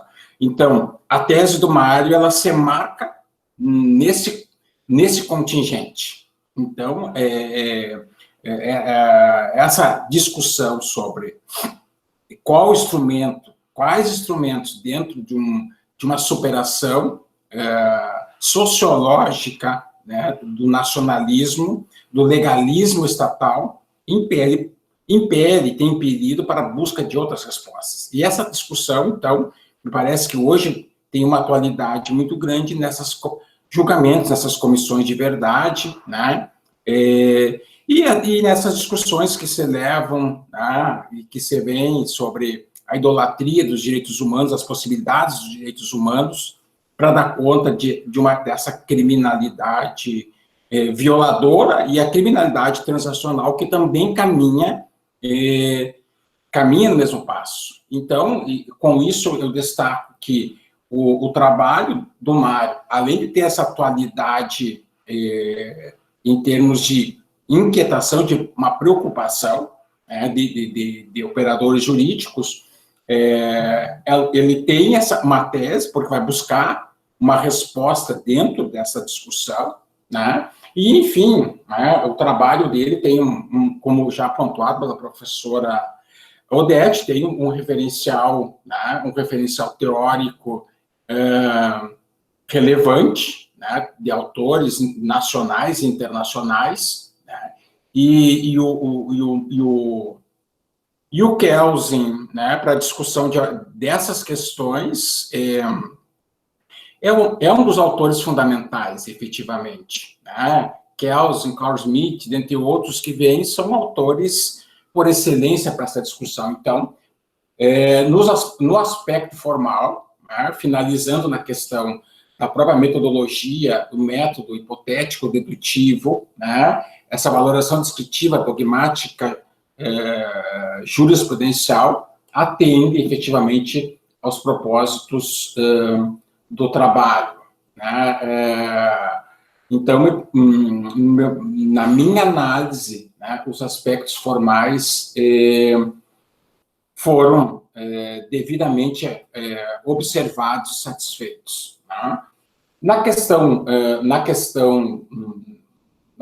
Nas questões de natureza material, né, embora eu diga que eu não sou um estudioso do direito internacional, né? Então, aqui nós temos o professor Bedin, né? Nós temos o professor Floresbaum, nós temos o nosso querido professor, colaborador, colega, né, Santo Angelense, que é uma autoridade nesse aspecto, que é o professor Augusto Jäger. Então, aqui há, efetivamente, pessoas com muito mais capacitação que eu para dar conta de refletir essa problemática, né? Mas o que sempre me interessou, para mim, e as minhas leituras chegam no limite da criminalidade. Como eu sou um professor dogmaticamente vinculado ao direito penal e ao processo penal, o que me chegou a esse tema foi essa discussão da justiça transicional, desses julgamentos levados, né, a cabo, quando se julgam, por exemplo, soldados nazistas, né, e esses crimes praticados lesam a humanidade. Então, com base nessa criminologia que se denomina também transacional, é que eu chego ao nó dessa discussão, né? E então, gostei muito de ler a tese do Mário, porque nesse aspecto material, né, ele desenvolve bem, né, partindo da formação dessa sociedade global, né, Então, na verdade, é fator inegável, né, no sentido de que a sociedade hoje é uma sociedade mundial, é uma única sociedade que funciona em rede, né? Então, muito informada pela globalização, pela semântica da globalização, né? Então, eu tenho dito que a globalização, ela é uma linha de fuga, né? É uma linha de fuga de vários fatores que não se comprimem mais no Estado. É uma linha de fuga do direito, né? Pela evolução dos direitos humanos, pelo reconhecimento de tratados, pelas sobreposições de ordem, e é uma linha de fuga sobre o aspecto cultural, do aspecto do direito, tá? Do aspecto cultural, sobre o aspecto econômico e também sobre os efeitos nefastos, que é a globalização do crime. A globalização, o crime também não conhece mais fronteiras, tá? Então, o professor Faria da Costa, dentre outros, trabalha muito bem essa questão, né, da criminalidade econômica é o desafio, a criminalidade das empresas, enfim, crimes ambientais, etc. Então, como dar conta disso, né? Como dar conta desse fenômeno? Isso que se denomina uma justiça em transição. Nós nos enfrentamos porque é preciso, né, se buscar um outro meio que dê conta dessas novas exigências mundiais, né? Então, nesse aspecto aqui, bem destacado que o nacionalismo metodológico não responde mais, né? Nós já convivemos com uma ideia de cidadanias fragmentadas, cidadanias não oficiais, justamente em face da insuficiência do Estado dar conta dessa complexidade mundial. Então, eu achei muito interessante esses tópicos, né? Essa questão dos questionamentos impostos pela globalização e a globalização do crime, né? Também, né, eu achei importante que é preciso um sistema de cooperação. Claro que a gente não pode ser ingênuo no sentido de achar que, em prol dos direitos humanos, sempre existem as melhores intenções, né? E que também não podemos ser tão kantianos a ponto de pensar que essa ordem mundial, né, um governo de povos, se implementa sem interesses de uma forma muito tranquila. Mas a cooperação, ela é fundamental, né? Não se tem como combater o crime, por exemplo, sem uma rede de cooperação, né? E, portanto, né, como bem documentado no terceiro capítulo, o direito penal e os regramentos internacionais. O quarto capítulo dá conta do fator social mundial, o fenômeno migratório, né? E todos os problemas todas as interpelações que a migração como o fator social, por excelência, hoje, apresenta para as sociedades, né, e para os estados nacionais. E aí chega, né, nessa questão central, né, e me parece que a ideia do mar era boa no sentido de que é preciso uma rede, né, uma rede normativa global para enfrentar o problema da criminalidade, e esse sistema será um de cooperação. E me parece que o sistema também tenderá a ser de uma justiça universal, né? Em que vai se relativizar a própria questão da personalidade, da nacionalidade para a consecução, né? Para buscar se efetivar uma ideia de uma justiça universal, que não atenda tanto para a nacionalidade do seu infrator, mas sim para o bem jurídico ofendido, né? Para a importância do que está sendo protegido pela lei no sistema de cooperação.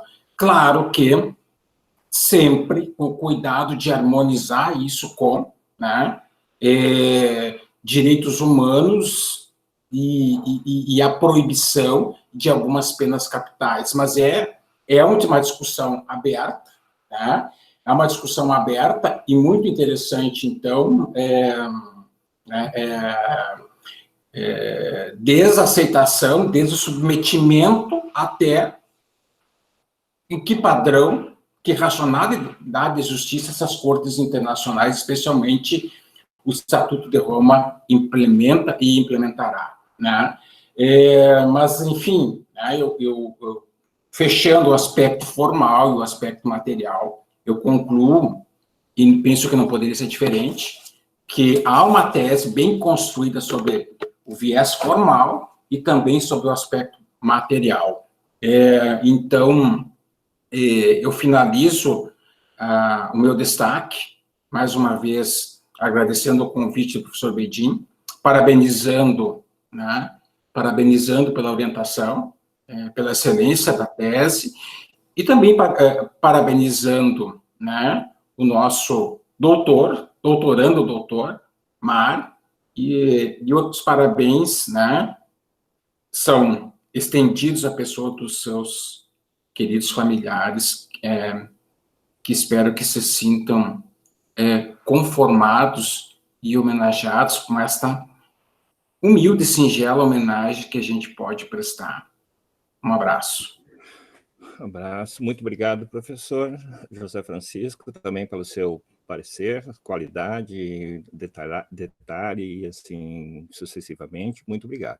E para concluir, então, a análise, agora passamos a palavra ao nosso também colega, professor Osmar Veronese, a quem também agradecemos imensamente a gentileza de disposição de estar presente nessa banca. Com a palavra, professor Osmar, então.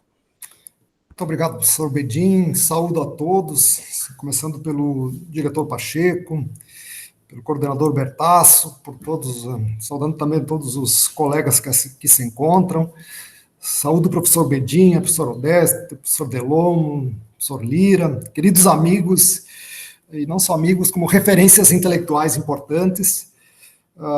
Mas, neste momento, também saúdo os amigos do Mário, saúdo os colegas do Mário, todos que aqui estão presentes, mas, especialmente, reservo um abraço especial aos familiares, que, sem dúvida nenhuma, acompanharam a trajetória do Mário, e o que fazemos aqui é o mínimo que devemos fazer em relação a quem tem todo um percurso, um respeito à memória, respeito à trajetória, um ato de gratidão, não só gratidão acadêmica, mas também gratidão à figura humana que significou o Mário para todos nós. Então, nesse aspecto, recebo um forte abraço, todos os presentes, mas especialmente os familiares que aqui estão, que, sem dúvida nenhuma, avaliar rapidamente essa questão da tese apresentada pelo Mário, não dá conta de toda uma trajetória, de toda uma história, mas significa um ato real e simbólico de muito reconhecimento por nossa parte. Nós já vimos o título, já vimos um pouco, e eu entreguei um parecer, não lerei o parecer porque é grande aqui, iríamos muito longe, mas quero rapidamente resumir em algumas palavras o que escrevi nesse parecer, que me parece que são importantes. Primeiro aspecto, eu não sabia que o Mário escreveu as últimas partes ali já no hospital, mas fiquei profundamente impactado lendo e fiz umas observações prévias, inclusive ao texto, quando ele fala dos agradecimentos. Primeiro a Deus por dar oportunidade para ele, para os familiares, os amigos, os professores, aos orientadores, dizendo que nada acontece por acaso, E aí ele vai lá e diz, se esqueci de alguém, não caberia aqui, e no final ele diz, olha, assim, todos agradecidos e sem ciúmes. Quer dizer, então, veja, se palavras traduzem o seu autor, nos agradecimentos já se vê um Mário transparente, intenso, grato, como ele era. Depois da epígrafe, também um segundo momento de parada na leitura. Quer dizer, procure deixar o mundo melhor, um pouco melhor do mundo, quer dizer, procure deixar este mundo um pouco melhor do que quando o encontrou. Assim, na hora de chegar a hora de morrer, você poderá morrer feliz, com o sentimento de que seu tempo não foi perdido e fez o seu melhor. São palavras do fundador do movimento escoteiro, e dessa epígrafe também me chama a atenção que se extrai a noção de responsabilidade, de empatia e da noção de finitude que todos nós temos que ter. Depois, uma dedicatória, que ele vai dedicando aquelas pessoas maravilhosas, companheiras da viagem terrena, E aí cita os familiares, aqui a Lígio, André, a Pâmela, a Paola e Pietro, e obviamente dessa dedicatória também se extrai o reconhecimento, o amor, a gratidão aos familiares, que é uma coisa extremamente importante. Do ponto de vista do texto, o texto do Mário, ele foca na pesquisa os logros e dificuldades produzidas pelo processo de globalização, que, por um lado, produziu inegáveis avanços civilizatórios e, por outro, potencializou a criminalidade e as formas de enfrentamento dessa criminalidade. E olhou especialmente o Brasil inserido nesse contexto a partir dos diplomas Tribunal Penal Internacional, Estatuto de Roma e Lei das Migrações, leis internas, que são os principais estatutos que ele estudou. E essa reflexão, no fundo, então, lança luzes sobre a cidadania transnacional e as novas formas de equacionar os conflitos.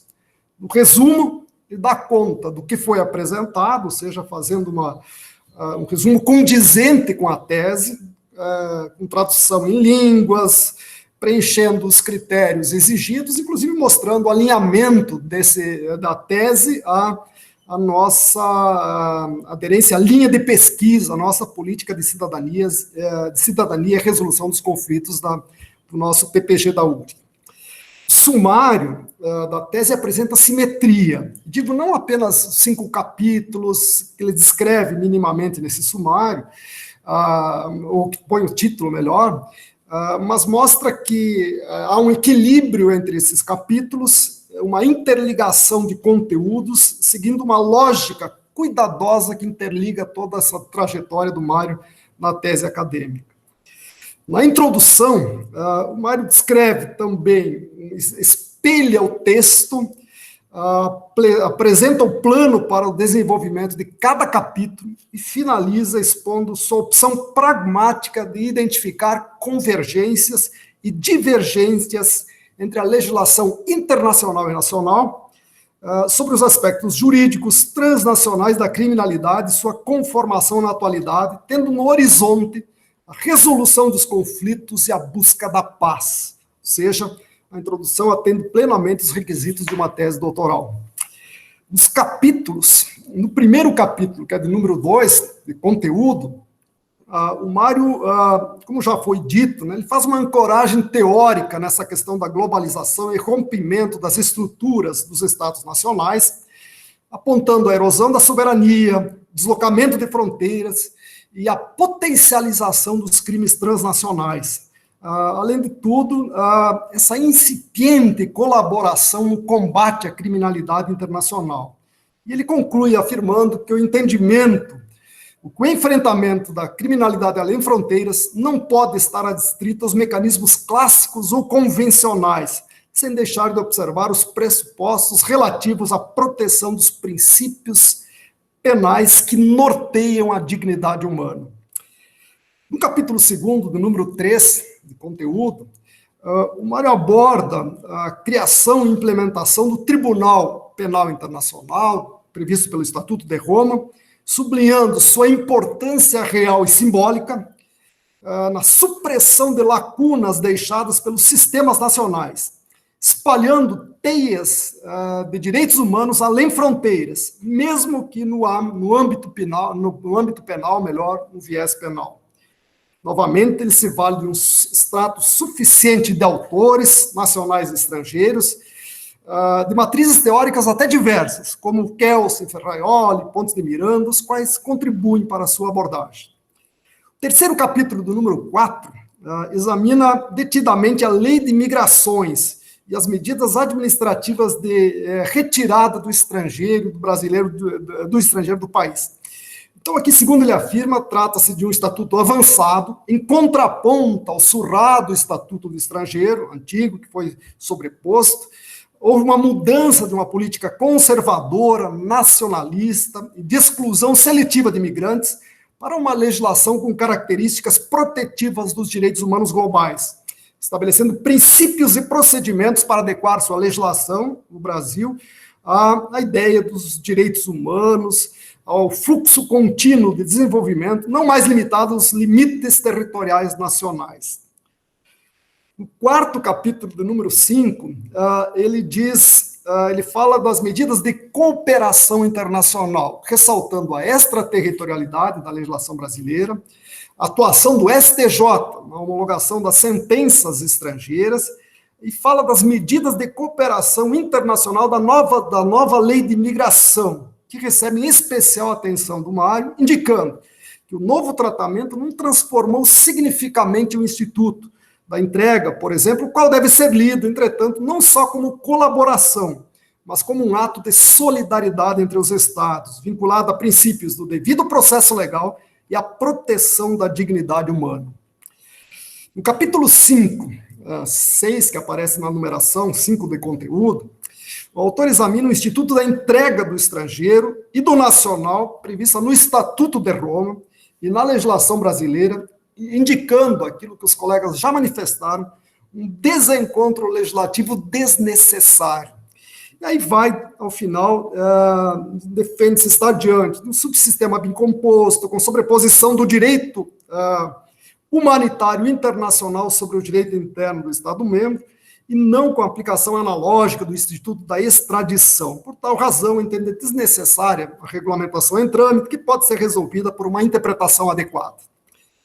Na conclusão, tenho que a conclusão é coerente com toda a tese e apropriada também com a tese apresentada. A recapitulação dos principais temas abordados, capítulo por capítulo, retomando o problema de pesquisa e concluindo que a adoção do monismo internacional, pelo menos no que se refere aos tratados internacionais de direitos humanos, deve ser acolhida pelas ordens jurídicas nacionais e materializadas nos seus tribunais superiores.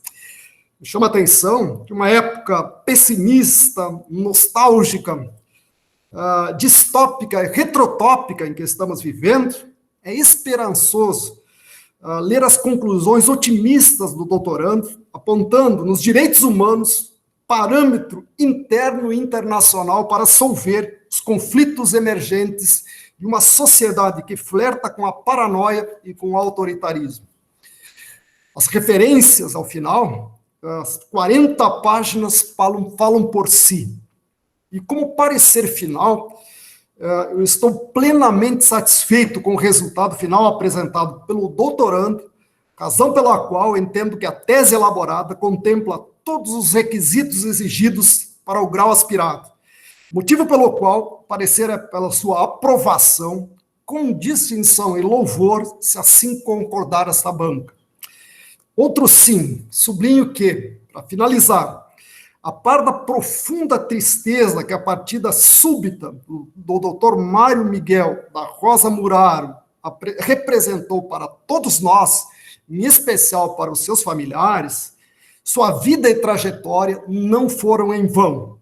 Aqui celebramos a transcendência, damos voz às tuas ideias, compartilhamos teus sonhos. Descansa em paz, tendo a certeza que a transmissão jamais se apaga. Muito obrigado, professor Bedin. Muito obrigado, professor Osmar Veronese, também pela contribuição, pelo parecer, pela leitura muito atenta, também pela, diria assim, respeito demonstrado pelo trabalho do nosso doutorando Mário. Com isso, então, nós temos vamos dizer assim, a participação e os parabéns de todos os membros da banca.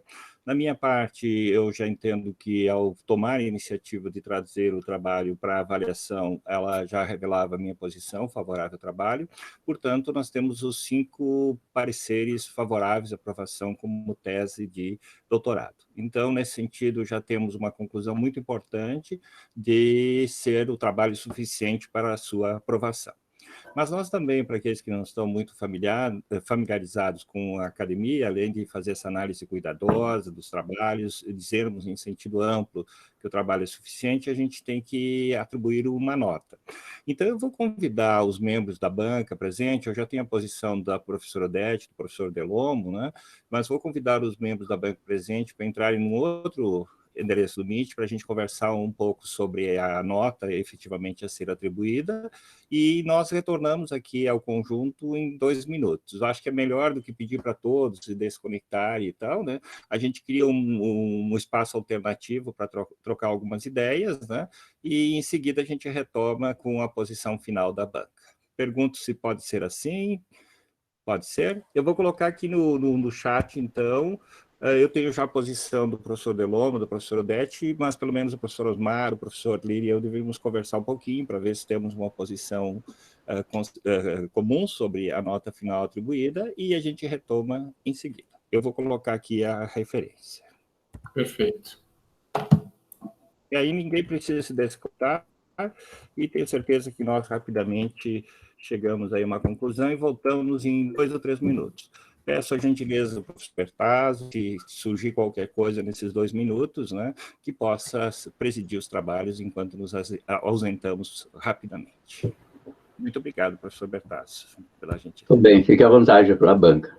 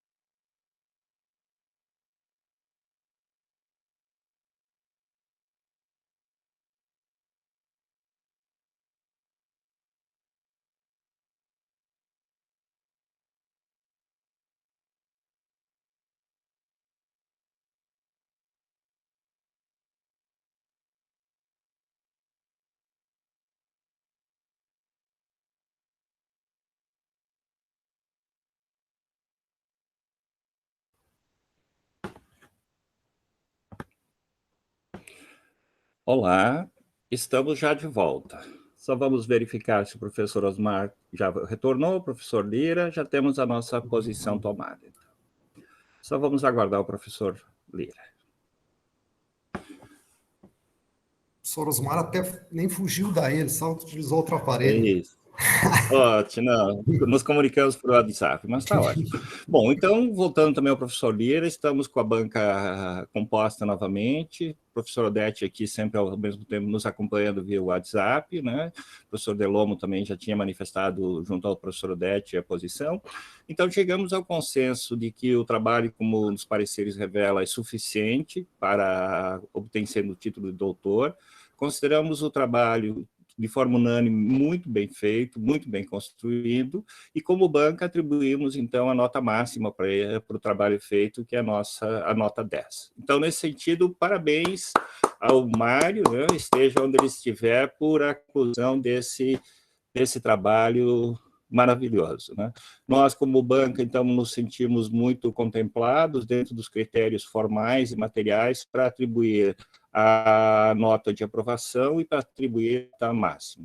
Então, esteja onde o nosso querido amigo Mário, nosso doutorando, o professor Mário, o pai, o marido, o genro, e tio e companhia, onde ele esteja, né, possa ter certeza que nós fizemos aqui uma análise séria, uma análise correta. Talvez tenha ficado até para aqueles que não têm muita familiaridade com a academia, assim, um pouco chato, a leitura dos pareceres, mas que fazer a coisa como deve ser feita, de maneira séria e rigorosa.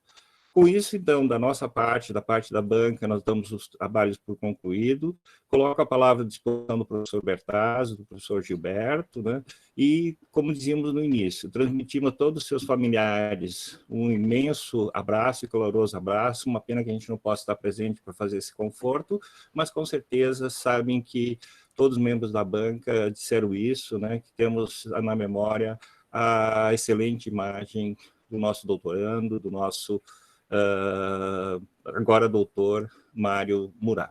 E eu transfiro a palavra ao professor Bertazzo, ao professor Gilberto, como autoridades institucionais para a finalização da sessão no sentido amplo como um todo. Muito obrigado pela colaboração de todos e pela presença de todos os presentes. Professor Bertazzo, então, com a palavra. Antes de passar a palavra ao professor Gilberto Pacheco, que representa a instituição, gostaríamos de parabenizar a banca pelo belo trabalho, a presença dos doutorandos, a presença dos familiares, que foram, de alguma forma, e especialmente reconhecidos nessa proposta desse ato simbólico, um ato real, mas que representa, tem uma simbologia muito forte, não só para a família do Mário, mas para todos nós. Histórico para nós, porque só as grandes universidades, de forma excepcional, fazem isso. Nós somos uma pequena universidade, no tamanho, aqui no interior do Brasil, no interior do Rio Grande do Sul, mas uma grande universidade, na proposta de dois fatores que convergem, que é a excelência da produção acadêmica e o reconhecimento que essas pessoas estão produzindo ciência, são seres humanos. Então, o tratamento humanitário e a excelência acadêmica fazem da URI, o professor Pacheco é testemunha pessoal desse processo, fazem da URI uma grande universidade, na proposta da sua qualidade. Parabéns à banca. Grande abraço a todos. Belo trabalho. Professor Floresbal, professor Gilmar Bedin, coordenador dessa banca, professor Osmar Veronese, professor Francisco Lira, professor Odete, minha professora lá da Federal Santa Catarina. Grande abraço, professora Odete. Belas recordações das suas aulas, dos nossos encontros acadêmicos. Professor Pacheco, satisfação enorme tê-lo presente nesse ato simbólico e também real. Passo a palavra, professor. Muito obrigado, professor Bertazzo. Da mesma forma, em nome da universidade, quero reconhecer o trabalho dedicado e competente do orientador, o melhor orientador, como o Mário dizia, Gilmar Antônio Bedin, nosso amigo de muitos anos aqui na universidade. Cumprimentar a banca pelo trabalho sério, dedicado, competente. Cumprimentar o professor Bertazzo, que sempre esteve à frente desse programa, liderando. Esse foi um sonho deste campus da URI de Santo Ângelo, são mais de 10 anos de atividade do programa de mestrado, e a sua primeira turma nos deixa o Mário Muraro, um exemplar aluno, dedicado, competente, mas fica o reconhecimento da universidade, onde ele iniciou seus estudos, foi do diretório acadêmico, um vibrador, lutador, e o nosso reconhecimento também à família, que seja confortada a família. É um simples gesto que a universidade faz, mas é um reconhecimento. E desejamos muita paz, amor a toda esta família, e fica uma grande recordação do Mário na universidade. Muito obrigado a todos, a dedicação, a competência, aos colegas do Mário que estão assistindo, os professores que estão aí participando. Foi uma grande tarde esta defesa do doutor Mário Muraro. Muito obrigado. Com emoção, a URI agradece a todos vocês.